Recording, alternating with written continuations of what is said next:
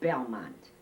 I was born August 17, 1929, to a lovely, lovely family at 21st and Burdette Street. I had three brothers, and I came 10 years later after my youngest brother George.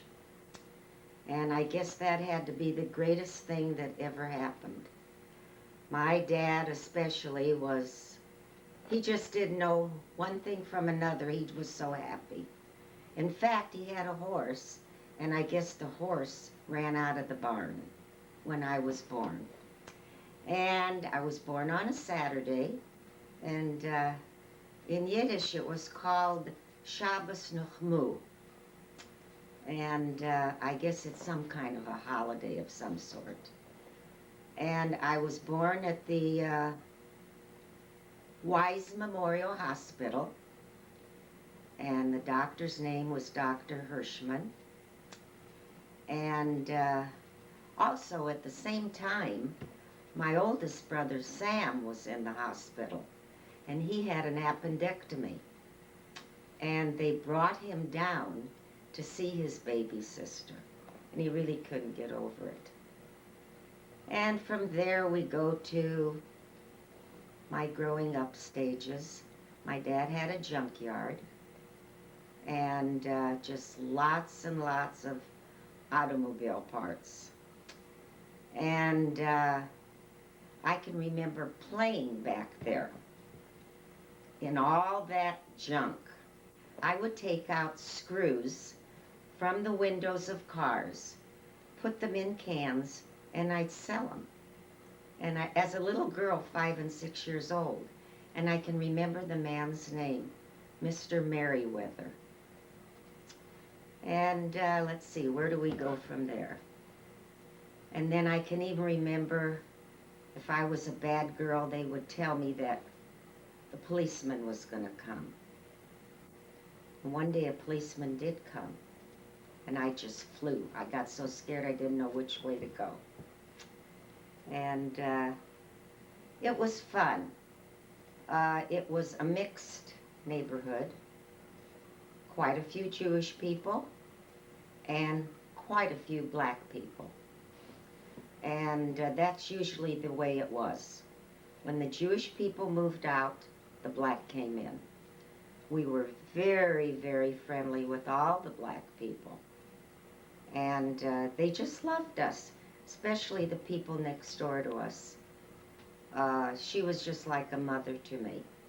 And her name is Bertha Moore, and she is still living. She's 99 years old, and I speak to her every so often. And her daughter went to school with me at Central High. And let's see, on the other side, there were also some wonderful black people by the name of Hamilton. And we had them across the street too. And it was an apartment building, but at that time they called it a flat.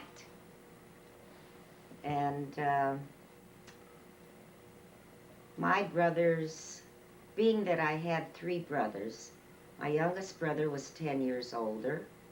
The other one was 3 years older than him, 3.5. Then the other one was about 4 years older than the other one. They didn't really pay that much attention to me. They were busy doing their thing. The only one that really paid attention to me was my brother Aby. He was the middle one. My brother Aby worked at home with my dad in the junk. And he was always, well, he was like my second father. And we were so close, very, very close. We went to shows together, just did many things. And my brother Sam, and then my brother George got married when he was about 18, and 19 really. He ran away and got married. At that time, he married a non-Jew, my sister-in-law Florence, And of course, that was a catastrophe. In those days, it was, I mean, Jewish people sat Shiva for things like that. But we mastered the whole thing. Things went well. And then I can remember, let's see, I'm leaving things out, I think. Going to Lake School was my grade school. And there I met Jewish girls that are still friends of mine to this day. We always keep in contact, and this is a group that is a group. And I think that my children will remember them. Lorraine, Helen, Phyllis, Reva, Betty, Millie. Oh, I don't know if there's anybody else I'm leaving out. But we still remain good friends. And got out of Lake School, graduated, and then I went to Central High School, which was a very popular school. Most of the Jewish kids went to Central. And all of us went to Central. And I loved my high school days. Just loved them. I have no regret about any of them. And Reva Cohn Savalsky, and I were inseparable. Oh, I forgot Jerry Trachtenbach. And we were in a lot of classes together. We had so much fun. We got to homemaking, that was the best, because we started sewing. Laugh, you can't imagine. We made pajamas, and we made blouses. And it was hysterical. And we both flunked geometry together. That was the big laugh of all. Another class we had with Alan Tully. We had many classes with him. He'd never show us his papers, because he was smart. And to this, well, Reva's gone now. She died 5 years ago in 1965. And, but, no, whoa, what's wrong? Let's see. No, Reva didn't die in 1965. She died in 1995, right. And to this day, I miss her every day. I think about her. And we never liked Alan Tully. And in high school, I met Jack, but I was going for quite some time with Ira Trachtenbach.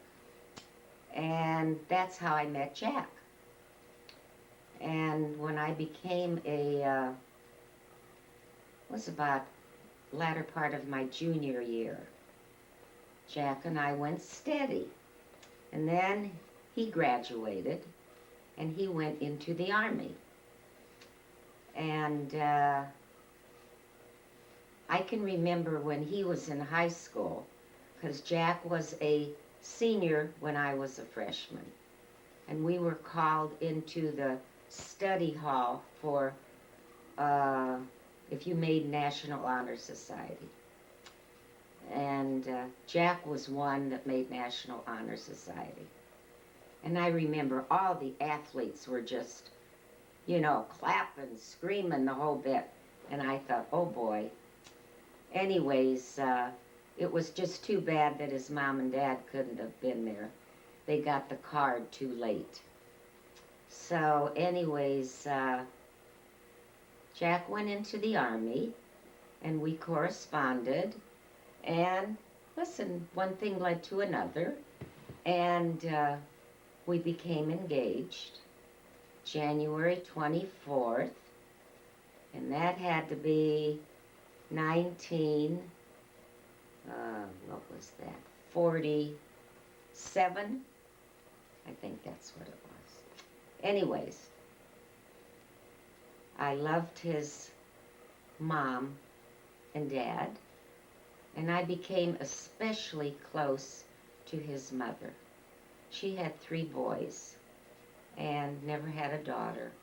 And she was just like another mother to her dying day.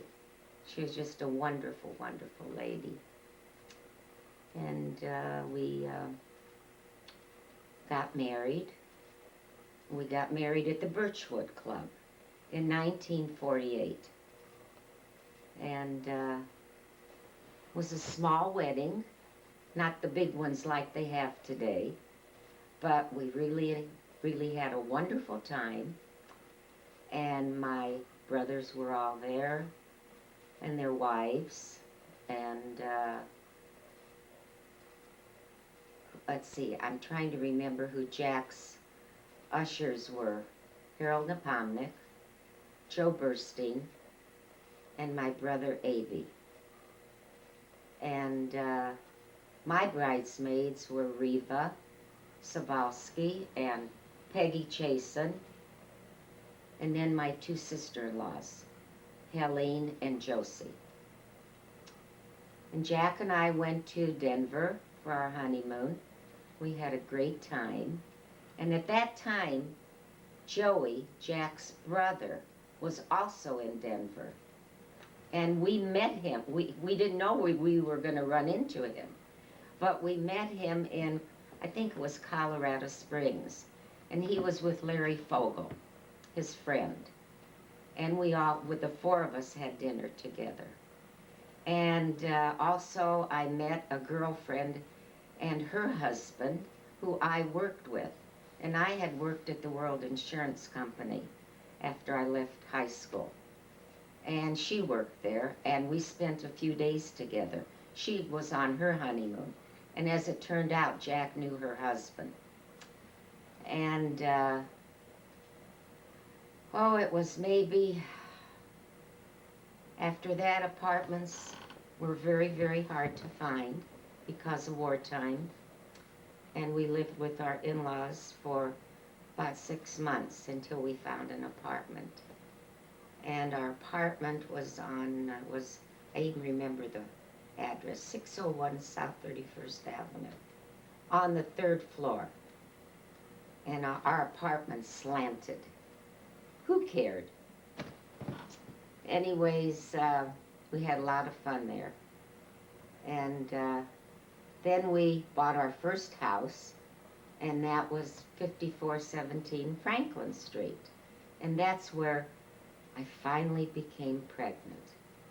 I was hoping maybe sooner, but I didn't. But I had Barry.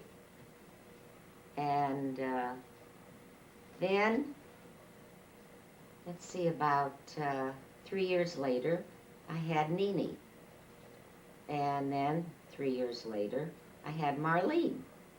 And that was our family.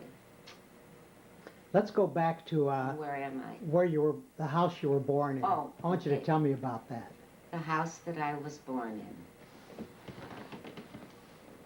The house that I was born in had a very small kitchen and a very small dining room, very small living room. You went up steep steps, and there was 2 bedrooms, 1 bathroom. For a time there, 2 of my brother Sam and my brother Abe, lived at home. They had 1 bedroom. I slept with my mom and dad right in the middle. And that was for quite some time. And then, of course, the other 2 took off. And like they say now, it's the ghetto. And it really was more or less like a ghetto then, except if you lived on Burdett Street. I used to envy those people. Those homes were really nice. But, you know, who cared? It was fun. Tell me about your parents. My mom and dad. My daddy, I called him Pa. He worked so hard to make a nickel, and he would give you the last nickel that he had. That's the kind of man he was. Every Saturday he took me by the hand, and we'd go to Brandeis. downtown. And my brother Aby, who was with him all the time, was in the Army. So I took his place, and I was still a little girl. And my mom was strictly a sheltered woman. My dad sheltered her. We tried to make her speak English, but we spoke Yiddish to her, so how could she learn English? But, you know, everything went well. And my dad, he was a poor man, but he tried his best, and he did. He really did. What were holidays like? Jewish holidays at home? They were good. Our holidays were good. And I can remember Hanukkah, going up to my dad and asking him for some money. And he'd say, "What does she need money for?" You know, he wasn't even thinking of me buying him a little something, or my mom. But I can remember him benching lift on a chair, and they were potatoes. And he made a hole in each potato for the candle. We didn't have a candelabra. Now those were the early years. And that's what we had. And really tried our best, you know, and we made it. But my dad died in 1955, and my second child was born, Nene. She was 6 weeks old.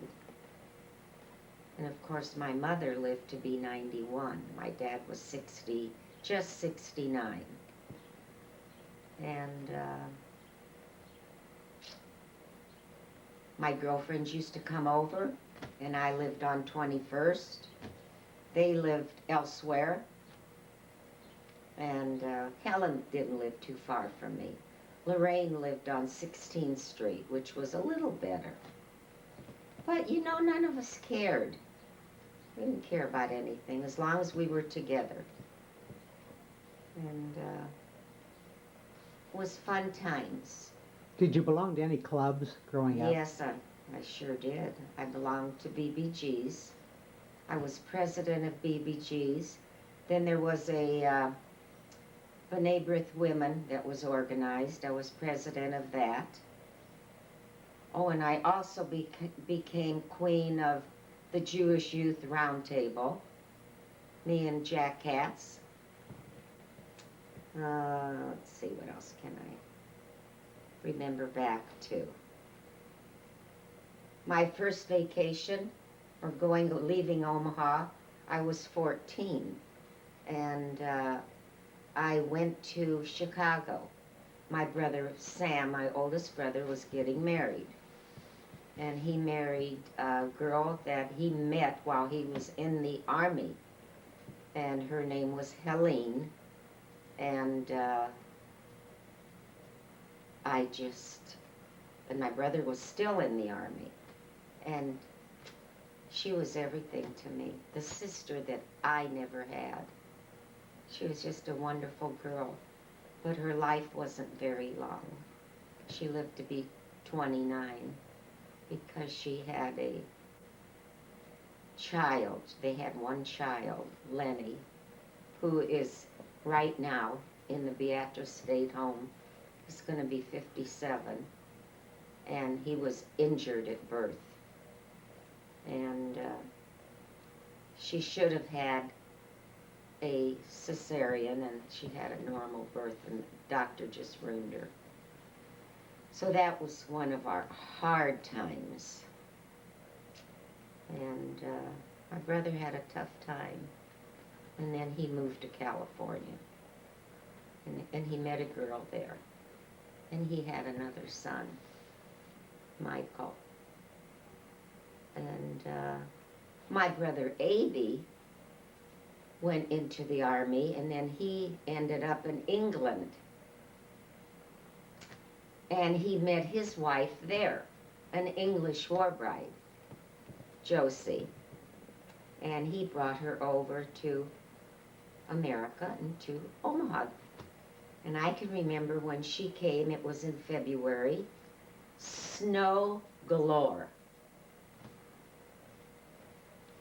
They drove up to the house that we were in on 21st Street, and they got out of the yellow cab, and I can see her today. She had on this great big pink feathered hat, and I thought, oh, who is this? But anyways, everything worked out fine. I was about 16 then, and so we really had a mixture there, but it was fun. And my brother A.B. lived to be 78, and my brother George was 80. Then my brother George went to Sioux City, and he went into the cleaning business. And he did very, very well. And then after a number of years, he went to Vegas. My sister-in-law had asthma, and she felt that she better live in that climate. And also, the cleaning business at that time was not the greatest, so they sold at the right time. And they went to Las Vegas with their boys, and their boys became doctors. 2 boys. One's a pathologist, and one's a radiologist. And my sister-in-law and my brother are gone, both of them. But I'm very, very close to my nephews. In fact, I now have a great, great niece. And I want to hear more about that house. What kind of heat did you have? oh, my house. We had coal.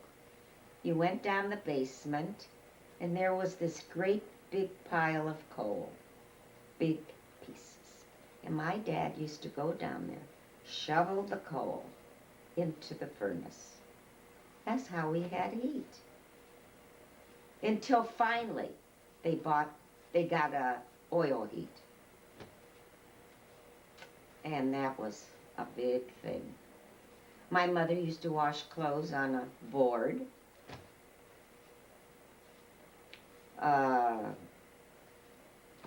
We had a radio. There was no television, of course.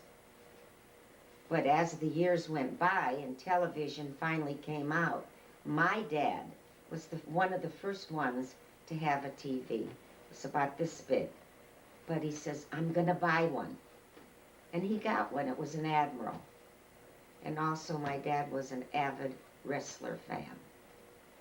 He loved to watch television and watch the wrestling. And he'd sit there and he'd get right into it. Oh, he loved it. Just really liked that. What did your mother think of all that? She says, she couldn't get over it. She just couldn't get over all that. And if she was living today, and of course both of them, like all the other parents, if they were living today, they wouldn't believe what's going on.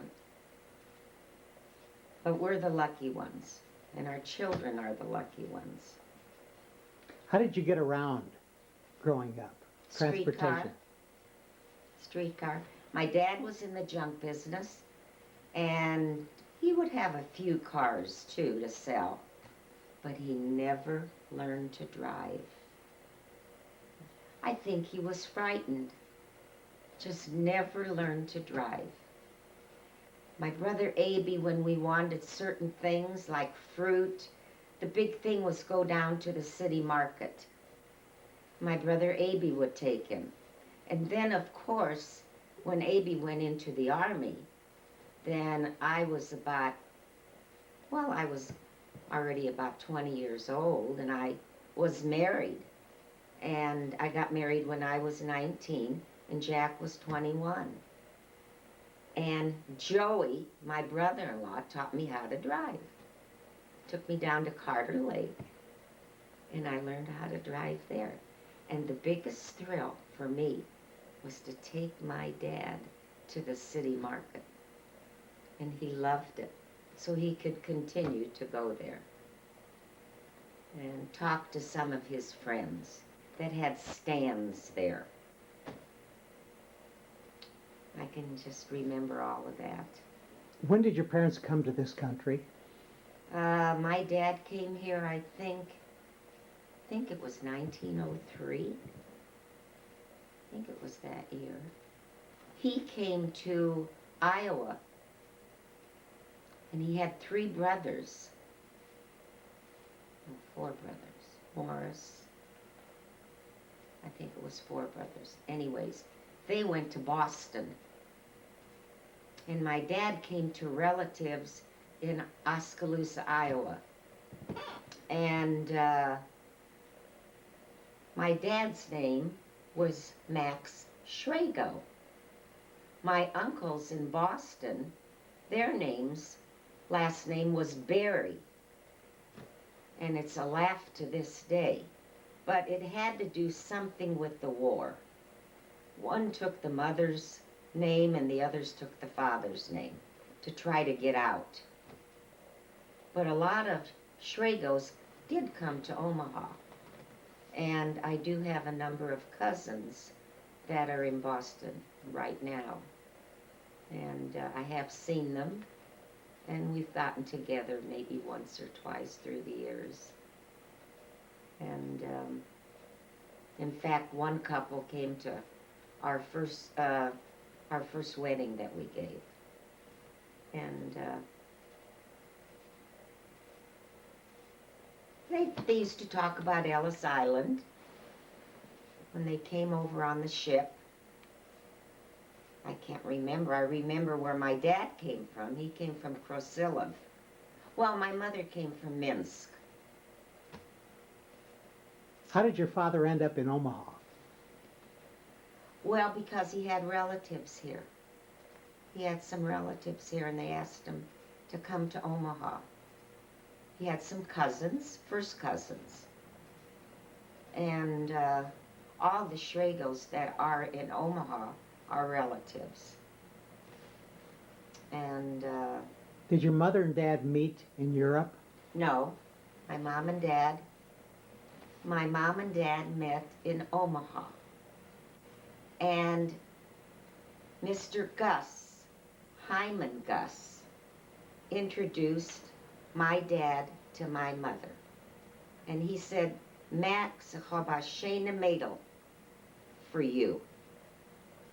And my dad, so my dad met her. And they did get married. But my mother had another boyfriend. Somebody by the name of Kaplan, but I don't know. She used to always tell me. But I had another boyfriend. And they had their wedding here. How did your mother end up in Omaha?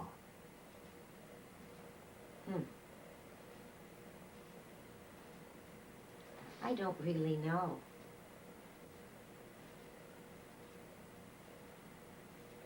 I don't know if it was because her sister was here. She had a sister here.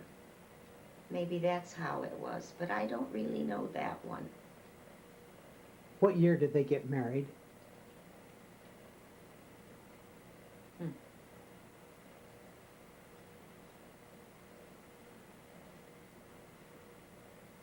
I don't remember. I don't know.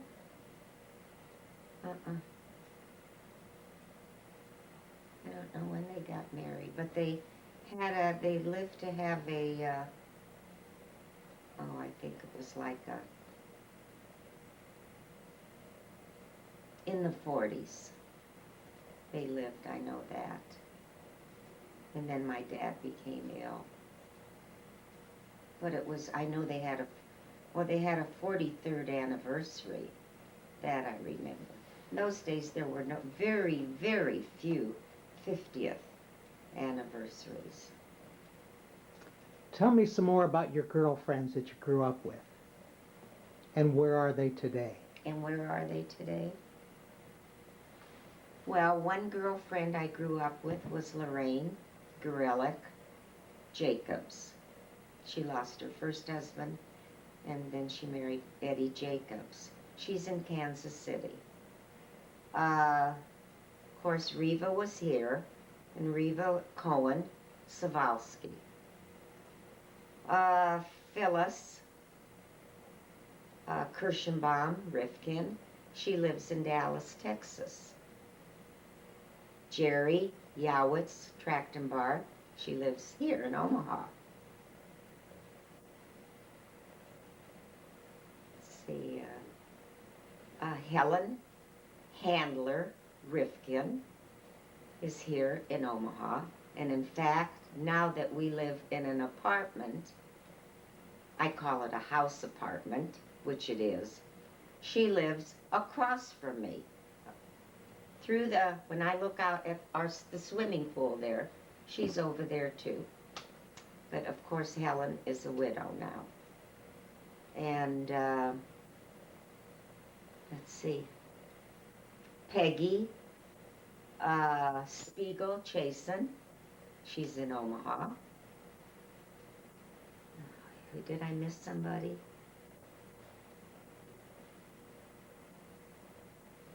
Well, of course, I have I didn't grow up with her, but I have a very, very good couple real good friends here now, like Rose Davis. She's from Minneapolis. Marcia Lipsman. She was from New York. She was Marcia Ornstein Lipsman, who was Harvey's wife, and Harvey's Jack's best friend. Let's see, there's, oh boy, I tell you, I've got a lot of friends. Ronnie Jacobson, she's from Minneapolis. Rhoda Blatt, she was Rhoda Davis Blatt, she's from New York. Hope I didn't leave anybody out. But got a bunch of good girlfriends, and we're all very, very close, really. I want you to tell me about your children now. Now my children.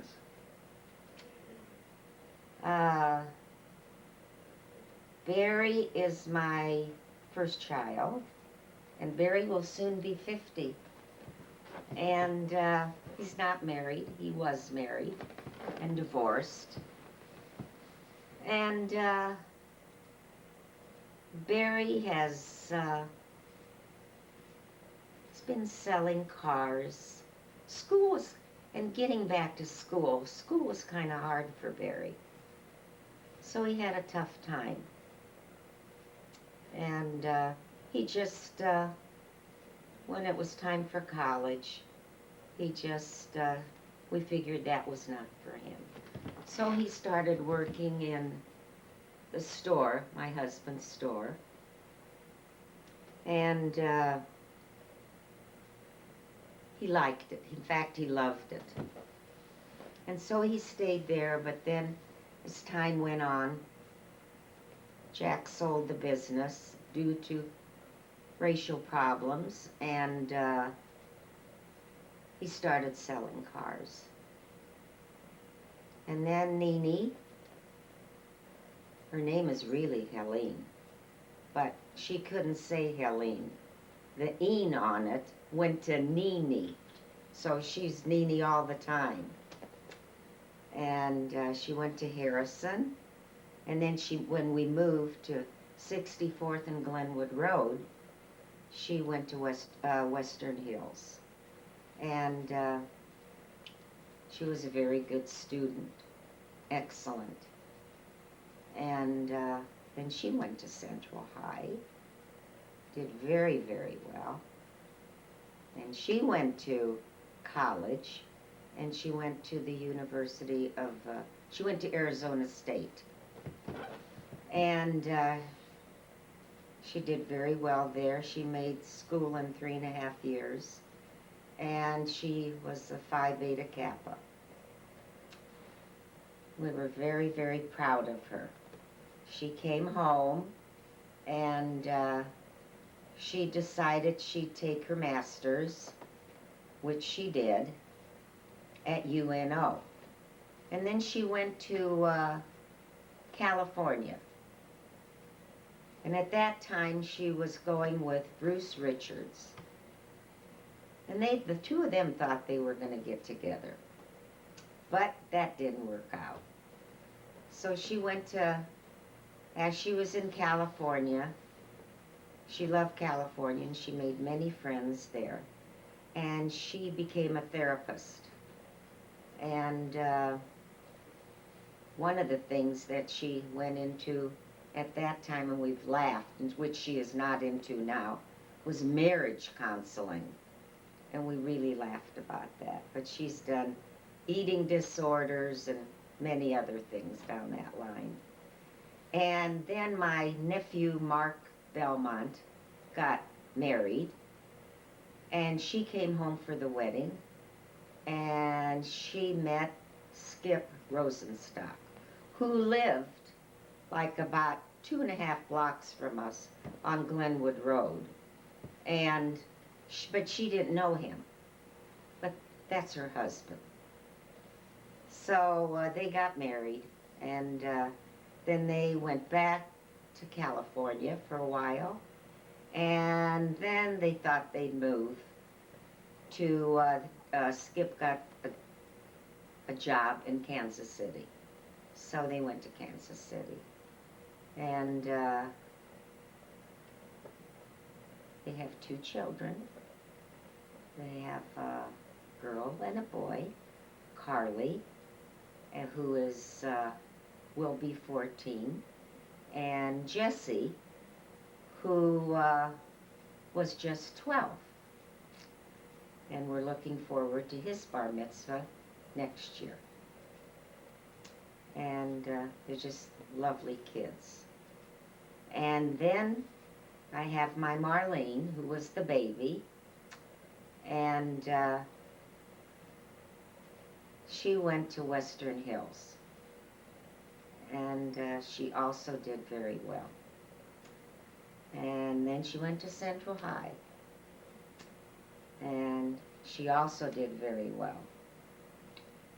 And she went to the University of Texas, and she also made that in 3.5 years.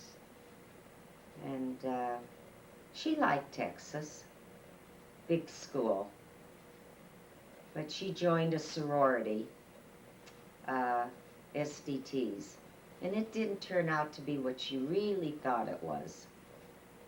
So, but anyway, she did have a nice college education, and she also became a Phi Beta Kappa, Phi Beta Kappa. And we were so proud of those girls. And then she came home, and she went to the UNO, and she got her master's.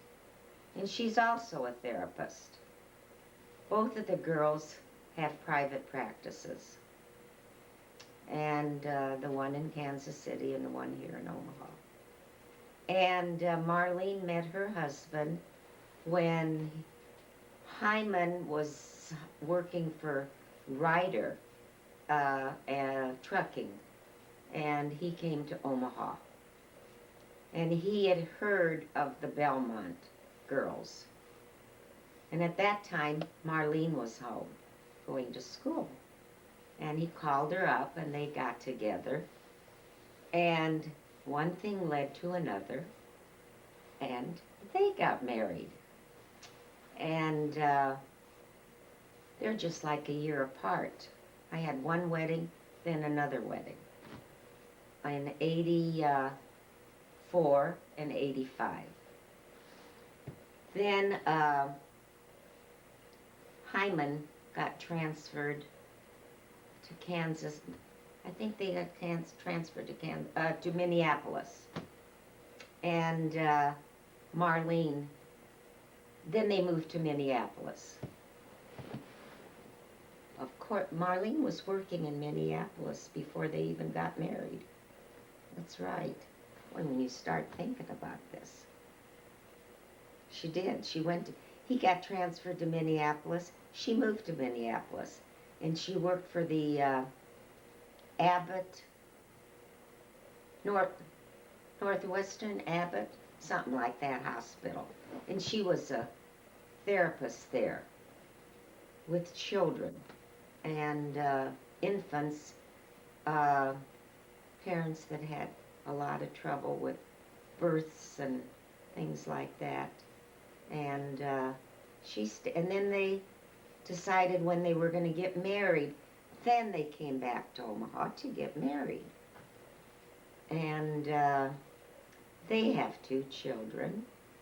Brittany, who will be 16, and David, who is 13. And they're lovely children also. So we have 2 boys and 2 girls as grandchildren. And need I say more, that they're the love of your life. That old saying, too bad you don't have your grandchildren first. And we see them often. And on Friday nights, we have them over for dinner, the ones that are here in Omaha. And we have a lot of fun. And now that Brittany is the age that she is, and even David, they seem to have things to do on Friday night. So Bobby and Papa get a little upset. But that's the way it goes. And I'm very close to all 4 of them. My son-in-laws are just like our sons. And of course the girls, were close to the girls. And it's just made for a wonderful family. There's a couple things that I want to add. One of the things is, when I was a little girl, I didn't have any dolls. And a girl usually has dolls. But my brothers used to sell the B News newspaper. And my brother George, one day, he sold the most newspapers, and he came home and he says, "Look what I got for you." He had this beautiful doll. It was the only doll that I ever had. I'll never forget it. I had that doll forever. It was such a wonderful surprise. One of the other things is, when I'd go to the synagogue, which was on 25th and Seward Street, and that was not too far from where we lived, on 21st Street. And I'd go with my mom and dad, because my brothers were gone at that time. And my dad would be on one side, my mom on the other side. This one holding this hand, this one holding this hand. And we'd walk along talking. And then when we get to 24th Street, I would run ahead of them. And they'd look at me, but I said, "You'll catch me up there." So I'd run ahead to this loan shop and stop there and look in their window, because they had watches there. And I think, oh, if only I had one of those watches. Oh, they're so pretty. And I just stand there, look till my mom and dad would catch up with me. Little did I know that I married the son of the man that owned that loan shop, and that my husband became the owner of that store. Then, what was one of the other things? When we get to that synagogue on 25th and Seward Street, the main floor was for men, the upstairs was for women. And it was a small synagogue, but with a lot of love. Everybody knew each other. And I remember the shamus, Mr. Herzberg, and he would clap that paddle on what was the bema, and he'd ask for a charity, and he would go, "Ein Taler Tzedakim," And I can remember standing by my dad, and my dad had this great big talus, the ones that went almost to the floor. My dad didn't daven the way they daven today. He davened, you couldn't understand anything. He knew it so well. And I just standing next to him meant so much to me, and I'd hold on to his talus. My mom, the ladies were upstairs. And then I'd go upstairs and sit with my mother. And all the ladies had beautiful hats on. That was the big thing. Which hat was the prettiest? And they davened pretty good. And then I'd look down over where, where the men would be standing and sitting. And it was a wonderful time. And when you walked in there were steps to get into the synagogue. And there was a white little sink. And that's where a lot of the men would either blow their nose, spit. It was a riot. It was wonderful. And then I can always remember when it was, what's the holiday with the funds, where you go round and round, Simchas Torah. And at that time, they would give us paper flags, and we would put an apple on top and a candle in the apple, and we would just dance around downstairs. And my cousin Tootsie, Helen Resnick, who lives in California, her hair caught on fire from one of the candles. That I'll never forget. And I'm leaving something out. Oh, talking about my bicycle. Of course, like I told you, kids, there wasn't much money, but a bicycle came. Somebody brought their bike to my daddy's yard, and it was a girl's bike, and this guy wanted to sell it, and he wanted $8 for it. Well, $8 at that time was a lot of money, but my dad got it for me, and I already knew how to ride a bike, because Bill Sherman and his brothers, Harold and Stanley, taught me on a boy's bike. That wasn't really very comfortable. But anyways, I rode this bike, and one of the first times that I went away from our neighborhood, I went to see Phyllis Kirschenbaum, and she lived on 32nd and Lafayette Avenue, and she just couldn't get over me driving up there on my bike, and all the girls envied me. They didn't have one, but I did. And I think that I've covered everything about my life up till getting married, when Jack and I can talk to you. Is there a message you would like to leave for your children, your grandchildren?